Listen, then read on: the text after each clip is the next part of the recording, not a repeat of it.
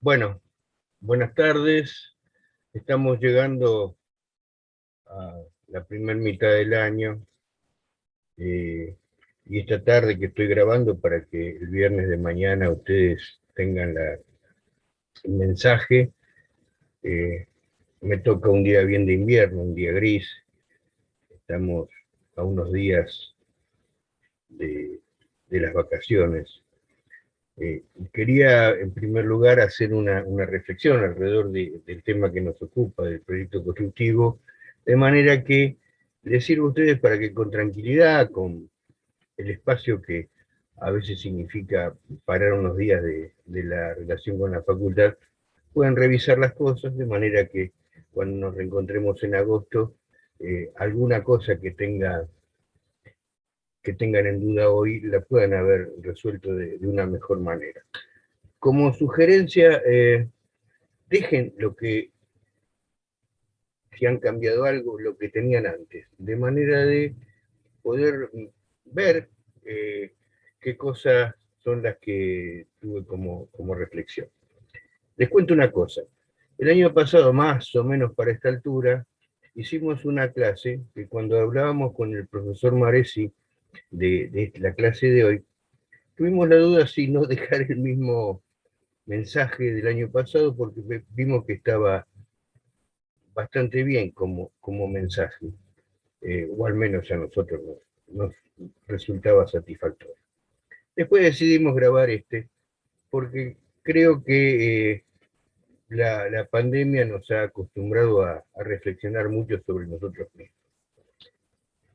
Ustedes van a ver si un proceso que está haciendo el arquitecto Maresi es exitoso, que ustedes van a tener alguna referencia a una clase que dio el arquitecto Enrique Vares el año pasado, alrededor de algo mal en llamar la clase, una reflexión arquitectónica sobre alguna etapa de su vida proyectual. Que el año pasado justo había coincidido que esa semana yo la había visto por una invitación del taller de Nico Vares, su hijo, y, y me surgió la idea de comentarla porque había muchas cosas valiosas. Es decir, que si conseguimos que recuperar ese video, ustedes lo van a tener disponible y queremos que lo vean porque no solamente es valiosa la reflexión que hace Enrique Vares, sino la hace muy parecido como la hacía otro gran arquitecto que habitó nuestra casa, el arquitecto Vicente Krause, la hace sobre una hoja de papel, la hace dibujando. La palabra va acompañada del dibujo. Qué desafío, ¿no?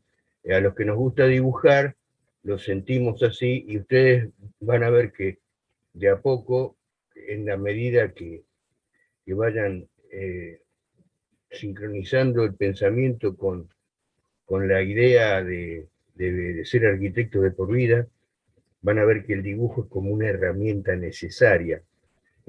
Por cierto, muchos de ustedes ya lo habrán descubierto esto, no se puede casi estar sin el compañero de viaje, sin el lápiz, sin la, sin la parte que nos permita reflexionar sobre eso. ¿Qué queremos que ocupe la tarea hoy? Vamos a hablar en un ratito sobre algunas láminas, que confieso, algunas son compartidas con la clase del año pasado y otras son nuevas.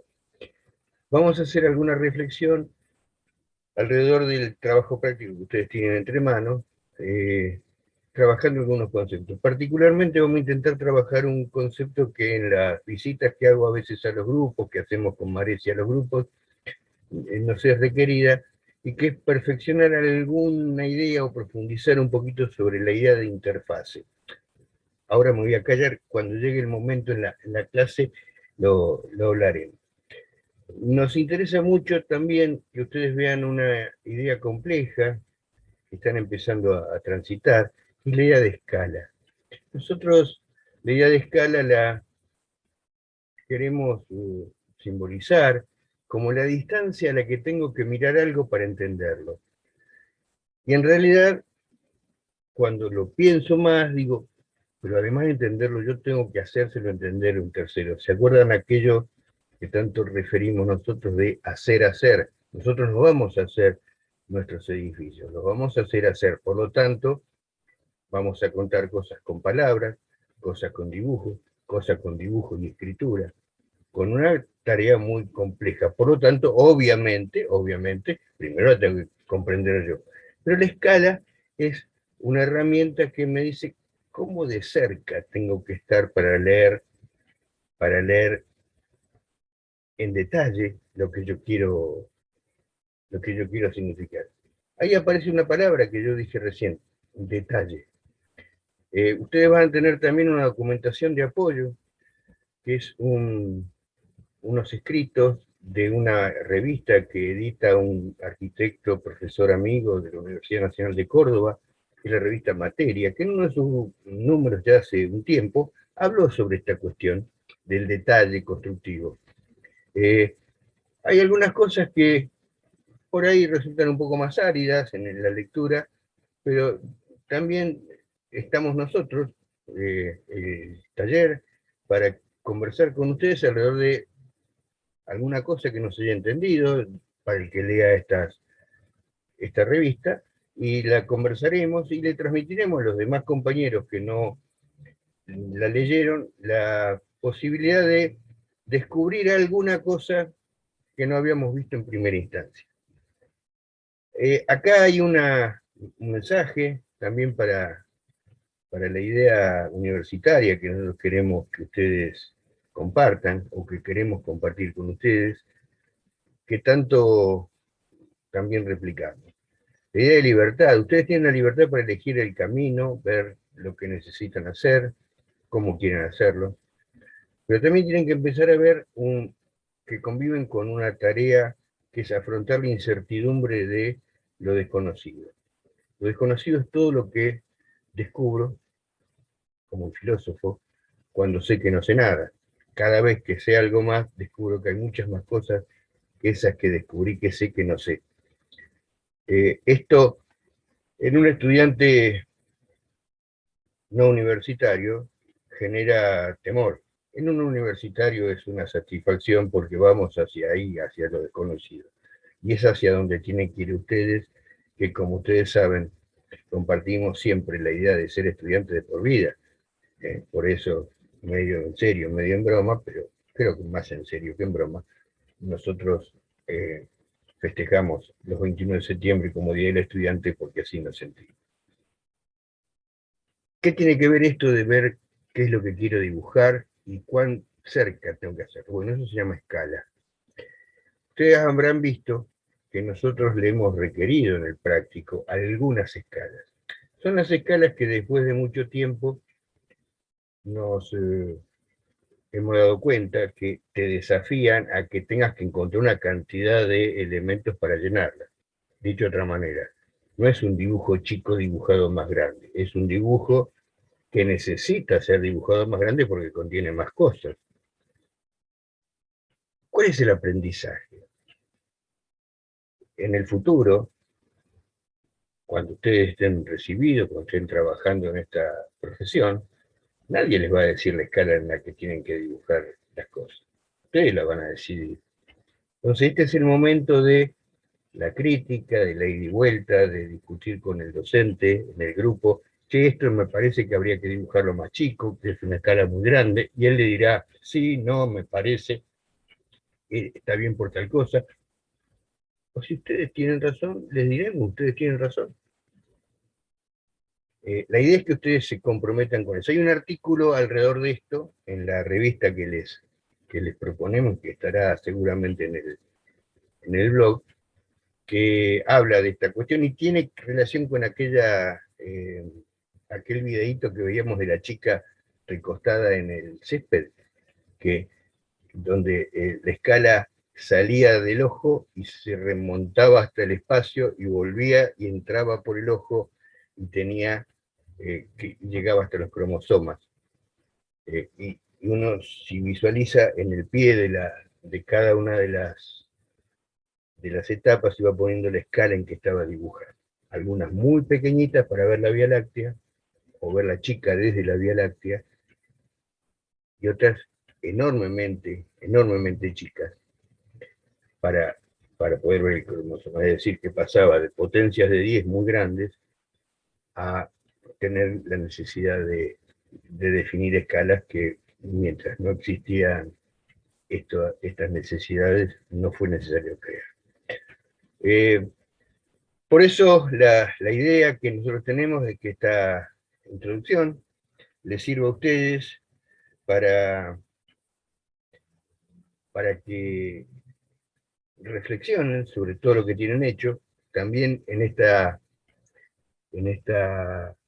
etapa ustedes enfrentaron un cambio bastante importante y que tiene mucho que ver con la tarea futura. Tiene una etapa grupal y una etapa individual. La etapa individual los pone en el compromiso de dibujar lo que yo tengo que dibujar y lo que me parece que tengo que dibujar, coordinado con lo que hizo el grupo, pero es mi autoría. Es decir, que empiezo a trabajar una situación con doble dependencia. Tengo que hacer lo que tengo que hacer, pero aparte coordinarlo con mi grupo.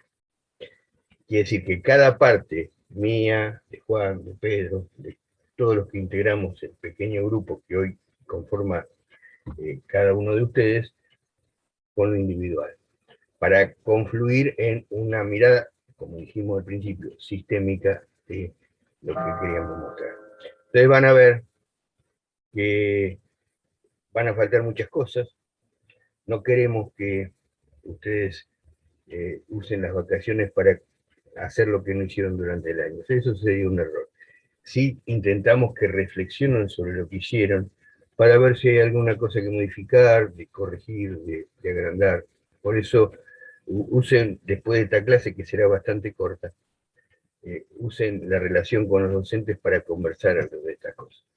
Ahora sí, yo los dejo, vamos a empezar a recorrer las filminas que teníamos preparadas.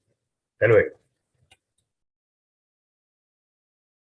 Bueno, como habíamos visto recién, ya entrando más en el tema particular de la etapa del año, vamos a repasar un segundito los ejemplos que teníamos. Nosotros habíamos hecho llamémosla travesura de reubicar 3 casas de autor, lindas casas, que se acuerdan son la Casa Cerámica. Comento para los que le tocó otra casa, digamos, para que todos tengamos el conocimiento total de lo que estamos tratando, ¿no? La Casa Cerámica, la Casa BSO y la Casa AR, o AR, que nosotros las reubicamos en distintos lugares del país. Estas son casas, como ven, de una sola planta. Todavía no tomamos la totalidad de uno de los problemas que queremos atacar, pero hasta esta mitad del año hemos tomado, son casas en general ladrilleras, con muros portantes, con interpretación que va a quedar a cargo de ustedes sobre cómo trabajan, y que cuando nosotros nos introduzcamos en la parte del lugar donde están reimplantadas, le tenemos que dar el carácter del lugar. En este año, ustedes van a ver que hemos tomado una zona 3, una zona 4 y una zona 5. La de la zona 4, fíjense que está muy en el límite de la zona 4. Y la zona 5 es una zona 5 marítima. Y la zona 3 es una zona 3, pero con agua, una 3B. Es decir que nos gustaría que ustedes nos hagan alguna reflexión alrededor de estas cosas, y que tiene que ver con qué es lo que ustedes han visto de la zonificación. Esto que recién nombrábamos de los lugares de implantación nos resulta muy importante. Acá lo que interesa mucho es recorrer esta idea de sitio, no verlo desmembradamente, de como si fuera un problema nada más que de clima. Este es un problema de sitio, y el sitio cuando ustedes lo analizan bien, nos hemos un poco introducido en la 11.603, estuvimos en profundidad para ver qué cosas nos da como idea para transmitírsela a nuestras casas. ¿Qué cosas deberían hacer las casas para convivir alegremente, con tranquilidad, con el sitio en que han sido implantadas? Como siempre, y lo hemos de ver no mucho más adelante, vamos a volver a repetir, nuestro problema de la casa es la gente que la va a habitar.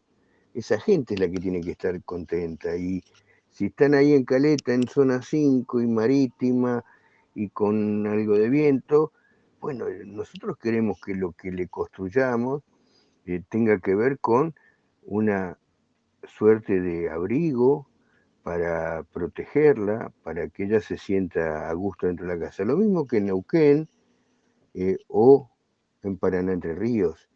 Entonces, veamos no nada más que la casa, no nada más que la zona, no nada más que el suelo, sino el suelo, la zona y la casa, pensando en la gente. En estas placas, lo que estamos viendo es cuáles son los objetivos que tenía el trabajo práctico.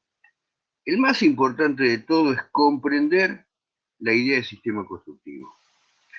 Para eso, ustedes van a ver que les propusimos conocer la norma 11.603, ver cuáles son las condiciones que en cada una de estas implantaciones, como decíamos recién, tenemos, y básicamente dentro del sistema constructivo total, identificar algunos subsistemas, es decir, parte del sistema total que pueden entenderse como sistemas en sí mismos, como son las fundaciones, las envolventes y la cubierta.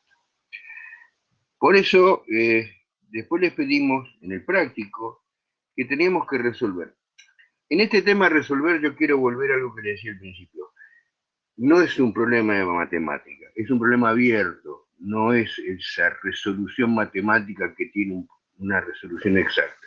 Cada uno de ustedes va a poner lo mejor que puede para contarnos a nosotros, contarlo primero a ustedes, cuáles son los elementos que ustedes quieren considerar y que han visto, como veíamos en la lámina anterior, a través de esta idea de analizar los subsistemas.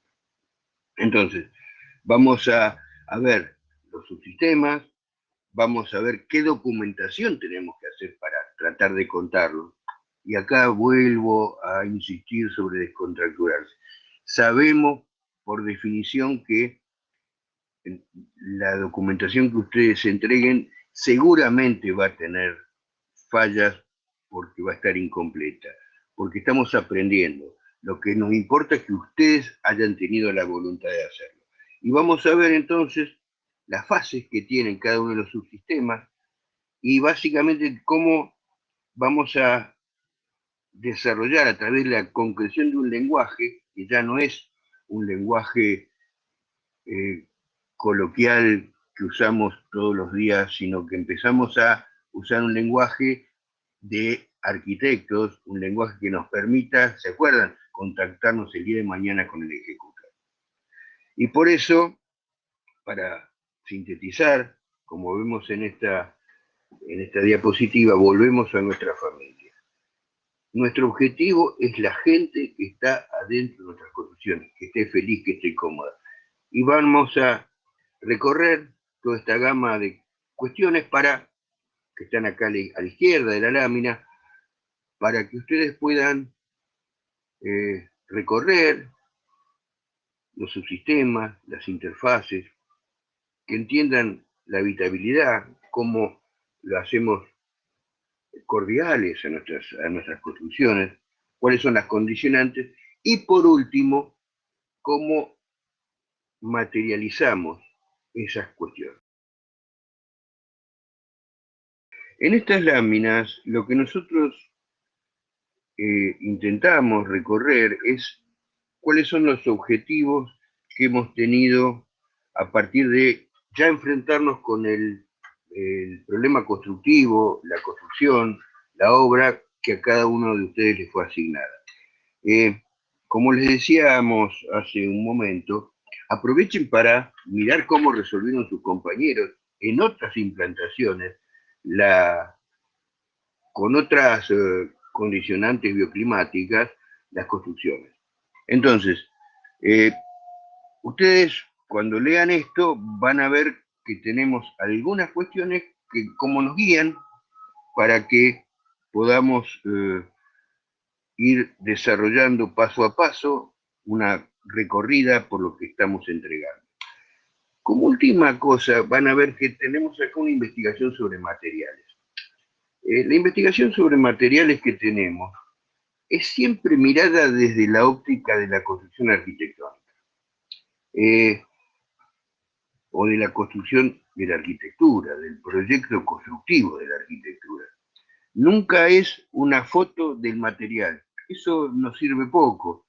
Yo les cuento que en otros años, por ejemplo, cuando me tocaba ver acero o algo parecido, o alguna cuestión, o madera, de alguna manera teníamos que empezar a entender que la madera no la mirábamos como la mira un ingeniero forestal, sino la mirábamos desde el punto de vista de la utilización de la arquitectura, de su textura, de su color, de las posibilidades materiales que me da esa materia. Lo mismo que el acero.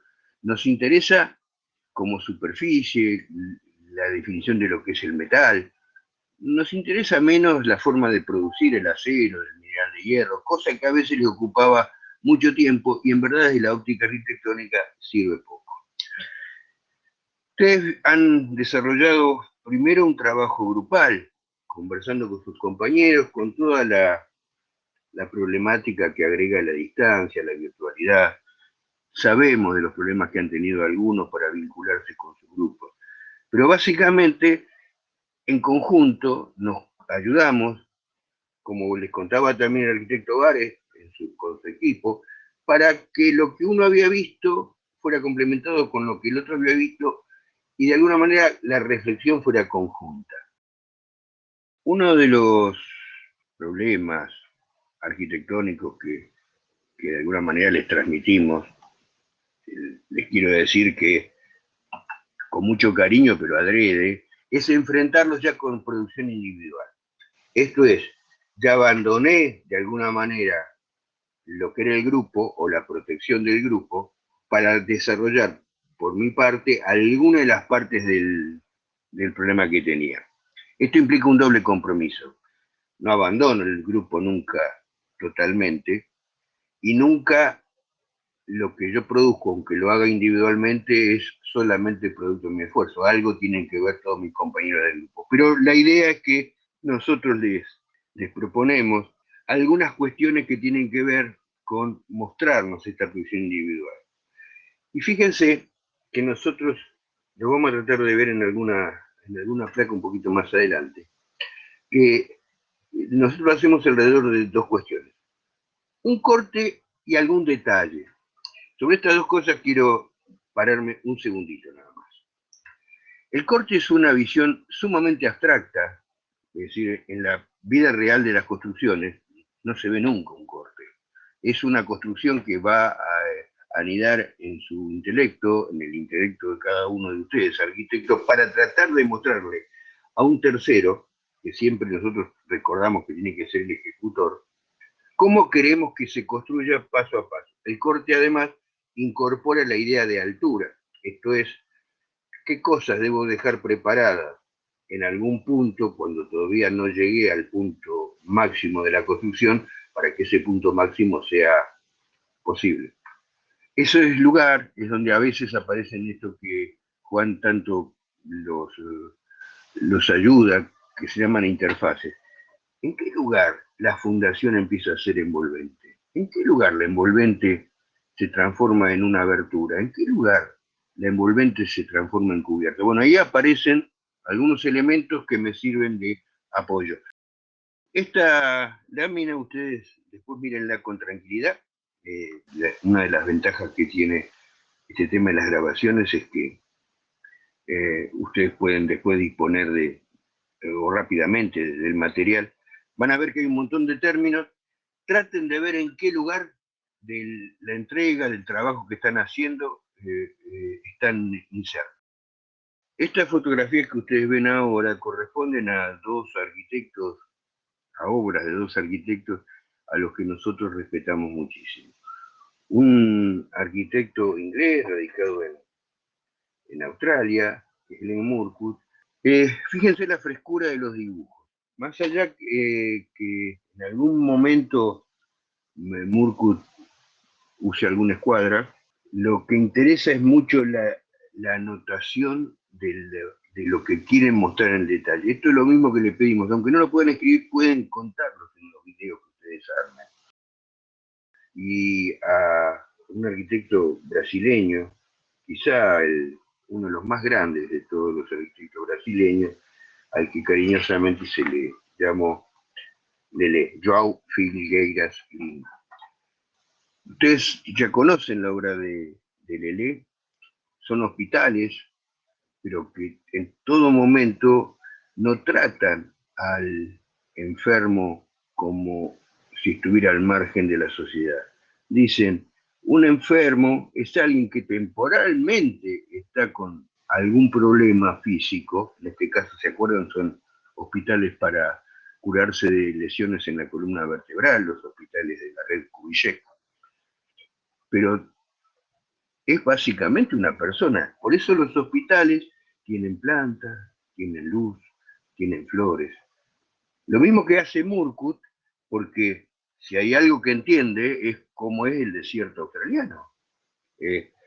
Miren ustedes al fondo de la fotografía de Murcutt, básicamente hasta las montañas esas que se ven muy lejanas, no hay nada. Acá, como vimos ya creo alguna vez, queremos mostrarles trabajos que tienen que ver con ustedes mismos. Es decir, son trabajos de compañeros de ustedes, más o menos a la misma etapa del año en que están ustedes ahora, y que intentan mostrar lo que les ha parecido interesante. Recórranlos con tranquilidad, porque van a ver que intentan mostrar con deficiencias en algún caso, no son ejemplos sin errores, mostrar varias cosas que pasan al mismo tiempo, cómo es el entrepiso, cómo apoya, cómo es la pared exterior, lo que me divide adentro y afuera, esto que hemos estado hablando de cómo se transmite el calor, cómo hago para que el calor de Puerto Iguazú no entre, o el calor que produje en Calafate no se escape, si hay que poner una barrera de vapor, ¿dónde? Esto me permiten estas láminas, cómo y de qué material es la carpintería, de qué material son los muros. Si yo tuviera que hacer, no una crítica destructiva, sino un ajuste de estas láminas, yo diría que de alguna manera deben complementarse con otras visiones más generales. Un poco lo que veíamos en las láminas de Lelé. Vieron que la fotografía está complementada con un dibujito. Usen estos dibujos como para situar esto que quieren mostrar en el lugar de la obra. Bueno, ahora vamos a dejarlos con estas 4 láminas, recórranlas con tranquilidad, vean las notas, vean si las notas les satisfacen a ustedes, o si ustedes hubieran puesto alguna otra cosa, o si ven que les falta algo. No cometan el error posible de querer transcribir notas. A veces lo que uno puede tener la idea de una nota que sirve en estas láminas y sirve en la lámina que yo estoy haciendo. Pero siempre recuerden que nuestras obras son únicas en el universo. Están en un solo lugar y tienen la unicidad de la obra particular. Por eso, esa particularidad merece una nota particular. A veces puede tener la base, la reflexión, el problema que otro compañero, por ejemplo, como los ejemplos que estamos viendo, tuvo para su propio trabajo. Pero siempre ustedes van a tener la idea de lo propio. Este es un hospital que nos permite ver en su faceta constructiva algunas cosas. Básicamente aparece una idea que podremos transitarla con esta herramienta que decíamos al principio, que cuando hablábamos, ¿se acuerdan de la incertidumbre y de la libertad? ¿Qué puedo proponer para mostrar lo que quiero mostrar? Bueno, este autor lo que propone es hacer una transformación de una perspectiva, un punto de fuga, donde lo corta en un momento y permite ver no un corte, sino un corte que atiende a una etapa de la perspectiva.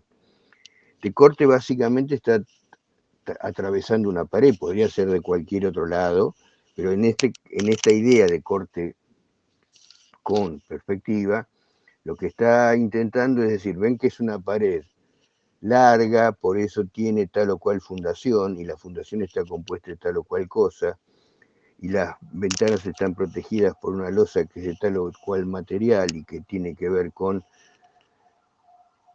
una relación con la estructura, que la muestro acá en este corte y la dibujo un poquito más grande. En la diapositiva que sigue vamos a hablar un poquito más de esto, alrededor de la escala y la posibilidad de ver más grande o más chico una cosa por la necesidad que tengo de mostrar algo.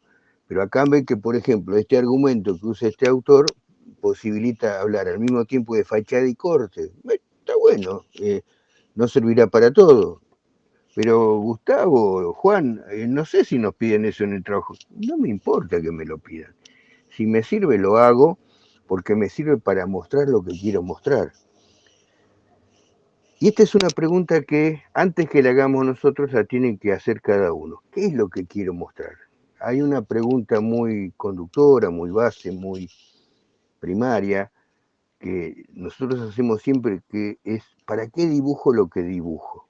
Bueno, cuando la respondo, entonces digo, no, dibujo esto porque quiero mostrar tal o cual cosa y lo dibujo con esta herramienta porque es la que me permite visualizar mejor tal o cual cosa. Este autor, como ustedes ven, decide que de afuera es realidad, incluso trabaja hasta con una fotografía, y adentro es idealidad. Adentro es una cuestión que únicamente ve el autor del dibujo. La estamos viendo nosotros. No la ve nadie más. La imaginó él, la dibuja él y la entiende él. Bueno, de esto es lo que estábamos empezando a querer hablar. Y como decíamos al principio, sin atorarse, con paciencia, de a poco, lo que sí con la complejidad del de a poco. Quiero hacer esto, no me sale, me parece que no entiendo bien esto. Bueno, lo revisemos. Yo comentaba hace un ratito cuando introducíamos este encuentro de hoy, que íbamos a hablar algo de interfaces, porque era una situación que se nos había planteado repetidamente en las recorridas que hacemos con Juan Maresi por los grupos y cuando conversamos, y que aparecen en las tormentas de ideas, de palabras que a veces hacemos como juego en los grupos, etcétera. Nos sirve también para refrescar esta idea que también tocábamos al principio de escala. Acá hay una casa que son de bóvedas que quieren buscar el interior ese que ustedes están viendo.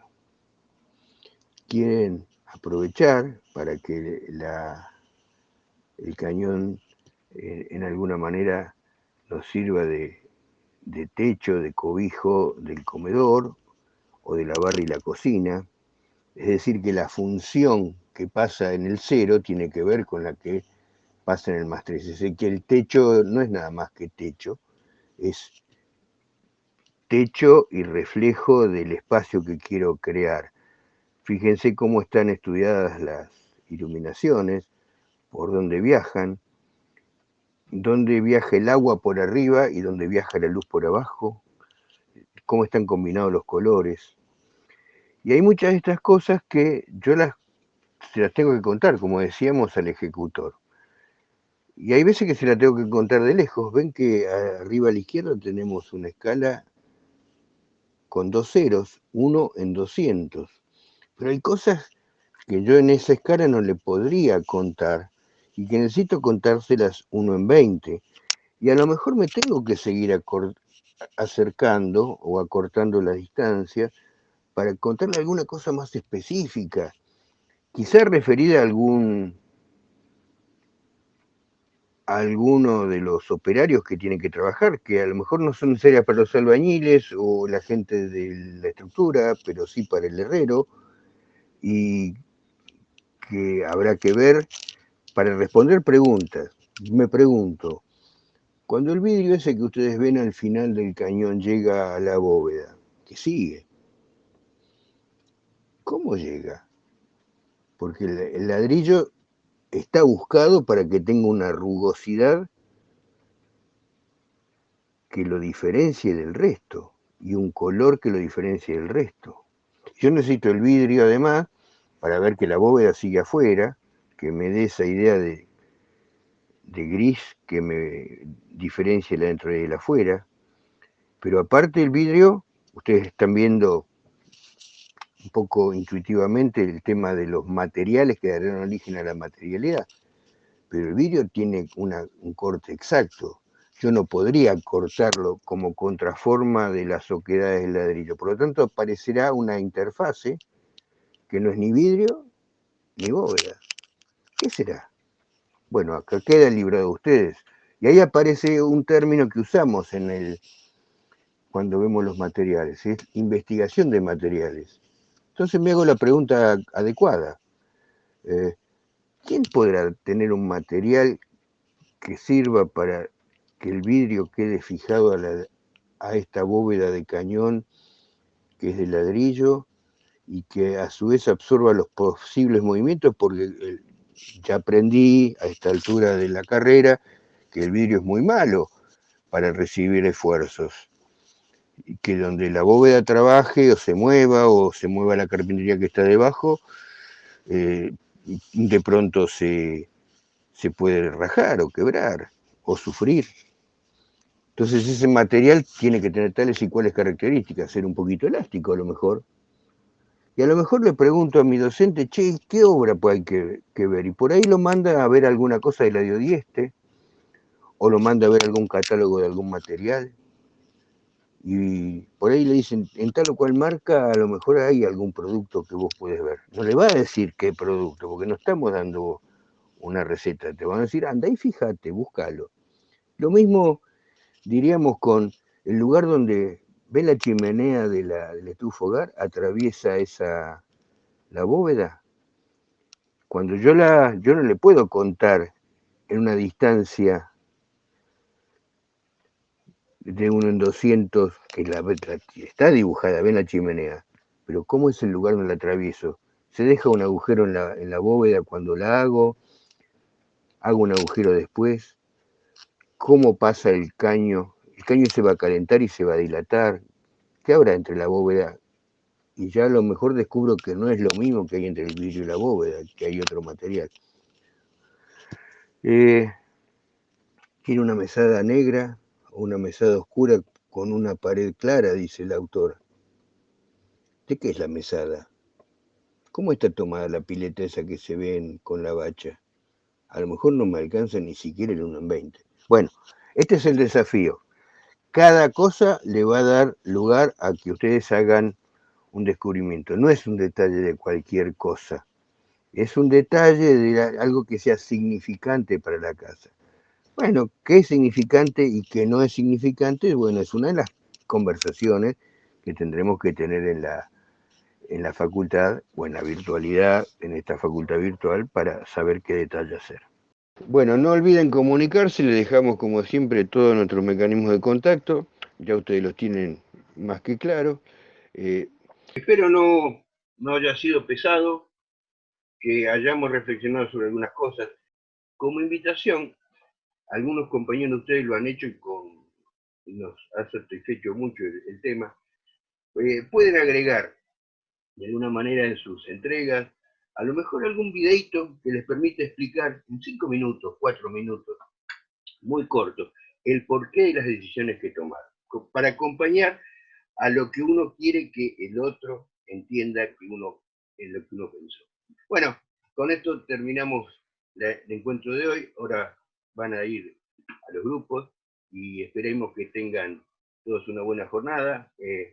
Cuídense mucho y esperemos que el tiempo del reencuentro en la facultad sea lo más cercano posible. Los dejamos.